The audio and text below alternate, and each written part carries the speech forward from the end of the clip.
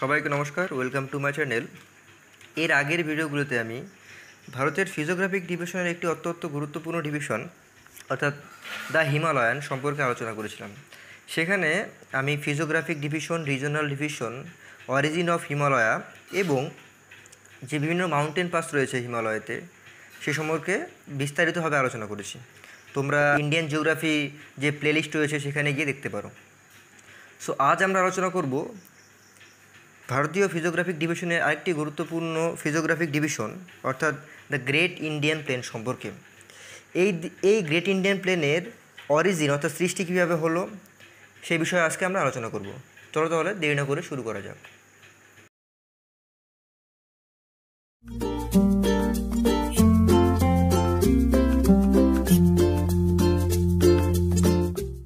So প্রথমে আমরা এই যে গ্রেট ইন্ডিয়ান প্লেন রয়েছে তার সম্পর্কে কিছু তথ্য বা ইনফরমেশন জেনে নিই। তো প্রথমে রয়েছে it lies between Himalayas and peninsular plateau, অর্থাৎ এই যে উত্তর ভারতের সমভূমি বা গ্রেট ইন্ডিয়ান প্লেন রয়েছে তা উত্তরে হিমালয় এবং দক্ষিণে পেনিনসুলার প্লেটু বা দাক্ষিণাত্যের মালভূমির মধ্যবর্তী অংশে অবস্থান করে। বা এই যে ইন্ডিয়ান প্লেনটি রয়েছে এই দুটি অর্থাৎ হিমালয় এবং দাক্ষিণাত্য প্লেনকে সেপারেট করে। উত্তরে যে হিমালয় রয়েছে তার সর্বদক্ষিণে যে শৃঙ্গ রয়েছে অর্থাৎ শিবালিক, তার থেকে এই ইন্ডিয়ান প্লেনটি HFF বা দ্য হিমালয়ান ফ্রন্ট ফল্ট দ্বারা পৃথকীকৃত হয়েছে। এবার দেখো কী লেখা আছে, it is an aggradational plain formed by alluvial deposits of Indus, Ganga and Brahmaputra river. তো এটা কী বলছে, এটা অ্যাগ্রিডেশনাল প্লেন। এটি একটি কি অ্যাগ্রিডেশনাল প্লেন। অ্যাগ্রিডেশনাল কথা অর্থ কি, সেই সমস্ত সমভূমিকে যে সমস্ত নদীর সঞ্চয় কার্যের ফলে সৃষ্টি হয়েছে। অর্থাৎ বিভিন্ন নদী বিভিন্ন ক্ষয় করে যে ক্ষয়িত পদার্থ বা অ্যালুভিয়াম সেগুলো যখন কোনো একটি নিম্ন অঞ্চলে ডিপোজিশন করে এবং সেই নিম্ন অঞ্চল যখন একটি সমভূমি অঞ্চলে বা প্লেনে সৃষ্টি হয় তখন তাকে বলা হয় অ্যাগ্রিডেশনাল প্লেন। তো এটি একটি aggradational plain formed by alluvial deposit of Indus, Ganga and Brahmaputra. অর্থাৎ যে ভারতের তিনটি মুখ্য নদী রয়েছে উত্তর ভারতে অর্থাৎ গঙ্গা, সিন্ধু, গঙ্গা এবং ব্রহ্মপুত্র, এই তিন নদীর যে শাখা নদী এবং উপনদী রয়েছে তাদের সঞ্চয় কাজের ফলে এই সমভূমিটি সৃষ্টি হয়েছে। ইট স্ট্রেচেস ফর অ্যাবাউট 2400 কিমি ওয়েস্ট টু ইস্ট, অর্থাৎ এটি পশ্চিম থেকে পূর্ব দিকে প্রায় 2400 কিলোমিটার বিস্তৃত, পশ্চিম থেকে পূর্ব দিকে। কিন্তু এর যে চওড়া বা উইথ রয়েছে সেটি বিভিন্ন অঞ্চলে বিভিন্ন রকম। যেরকম আসামে এর উইথ রয়েছে প্রায় 100 কিলোমিটার। আবার রাজমহলের পাহাড়ে এর উইথ রয়েছে মোটামুটি 200 কিলোমিটার। আবার বিহারে এর উইথ রয়েছে মোটামুটি 220 কিলোমিটার। এলাহাবাদ অর্থাৎ উত্তরপ্রদেশে বর্তমানে যে প্রয়াগরাজ তা এর উইথ রয়েছে 280 কিলোমিটার। সর্বোচ্চ উইথ রয়েছে পাঞ্জাব অর্থাৎ এই অংশে রয়েছে, এর উইথ রয়েছে মোটামুটি 500 কিলোমিটার। সো এর যে স্ট্রেচিং বা লম্বাই এর যে দৈর্ঘ্য রয়েছে সেটা রয়েছে 2400 কিলোমিটার, বাট এর উইথ বিভিন্ন অঞ্চলে বিভিন্ন রকম। Average depth of alluvium about 1300 metre to 400 metre. অর্থাৎ এই যে অ্যালুভিয়াম ডিপোজিট হলো এবং বিভিন্ন নদী দ্বারা অর্থাৎ মেনলি তিনটি সিন্ধু, গঙ্গা এবং ব্রহ্মপুত্র এবং তার শাখা উপনদী দ্বারা যে অ্যালুভিয়াম এখানে ডিপোজিট হয়ে এই সমভূমির সৃষ্টি হলো, এই অ্যালুভিয়ামের অ্যাভারেজ ডেপথ রয়েছে 1300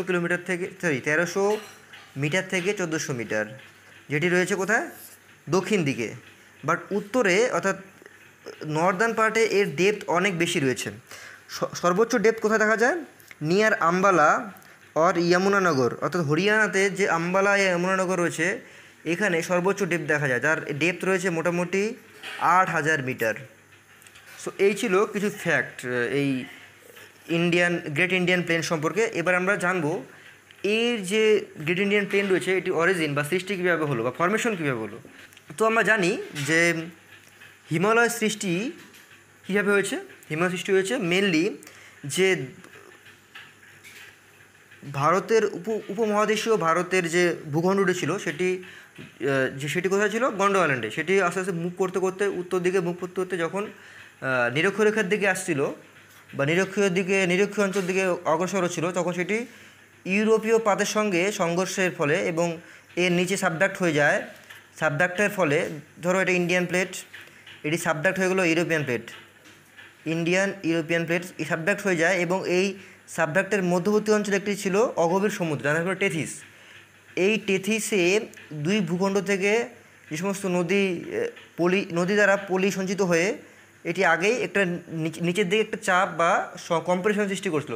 পরবর্তীকালে যখন এই দুটি ল্যান্ডমাস পরস্পর দিকে অগ্রসর হতে থাকে এবং একটি সাবডাকশন জোন তৈরি করে, তখন এই পলির মধ্যে র্যাপিং হয়ে ফোল্ডেড মাউন্টেন বা হিমালয় সৃষ্টি হয়। সো এই র্যাপিংয়ের পরে যখন যে দাক্ষিণাত্য মালভূমি ছিল সেই অঞ্চল এবং হিমালয় সৃষ্টির পরে এই র্যাপিংয়ের পরে মধ্যবর্তী একটি অঞ্চলে একটি ডিপ ডিপ্রেশন বা গভীর খাতের সৃষ্টি হয়। এই গভীর খাতেই এই বিভিন্ন নদীগুলো পলি সঞ্চিত করে এই গ্রেট প্লেনটি এসেছে। তবে এটি ছিল একটি universally accepted origin of the Indian plain. তবে বিভিন্ন রকম সায়েন্টিস্ট বা জিওলজিস্ট বিভিন্ন রকম মত পোষণ করেছে। যেমন ওয়াদিয়া বলেছেন, this plains were originally a deep depression lying between peninsular and mountain range. যেটা বললাম, ওয়াদিয়া বলেছেন যে এই যে প্লেন বা সমভূমিটা রয়েছে এটি একটি ডিপ ডিপ্রেশন বা গভীর খাত ছিল, যেটি পেনিনসুলার প্লেটু এবং হিমালয়ের মধ্যবর্তী অঞ্চলে অবস্থান করত। পরবর্তীকালে পেনিনসুলার প্লেটু এবং হিমালয় থেকে বিভিন্ন নদীর সঞ্চয় কাজের ফলে অ্যালুভিয়াম সঞ্চিত হয়ে এই প্লেনটি তৈরি হয়েছে। আবার এডওয়ার্ড সুয়েজ বলেছেন that he suggested that a foredip was formed in the front of high crust wave of Himalaya as the wave checked by inflexible peninsular mass of south। অর্থাৎ যখন দাক্ষিণাত্যের মালভূমিটি উত্তর দিকে মুভ করছিল তখন এই শিবালিকের পরে একটি ফোরডিপ সৃষ্টি হয়, অর্থাৎ একটি গভীর খাতের সৃষ্টি হয়।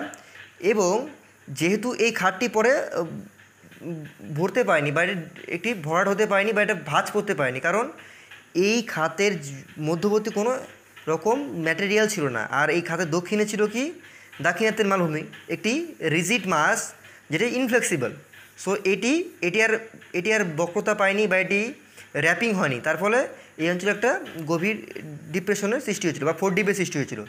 আবার স্যার সিডনি বুরাস কী বলেছেন? স্যার সিডনি বুরাট বলেছেন যে এই অঞ্চলে একটা রিফট ছিল, গ্রেট রিফট ছিল, মানে একটা রিফট অঞ্চল ছিল। রিফট অঞ্চল বলতে কী বোঝায়? রিফট অঞ্চল বলতে বোঝায় দুটি পাতের মধ্যবর্তী অঞ্চল যেখানে একটি খাতের সৃষ্টি হয়, সেটি হলো গিয়ে রিফট। ওকে, রিফট।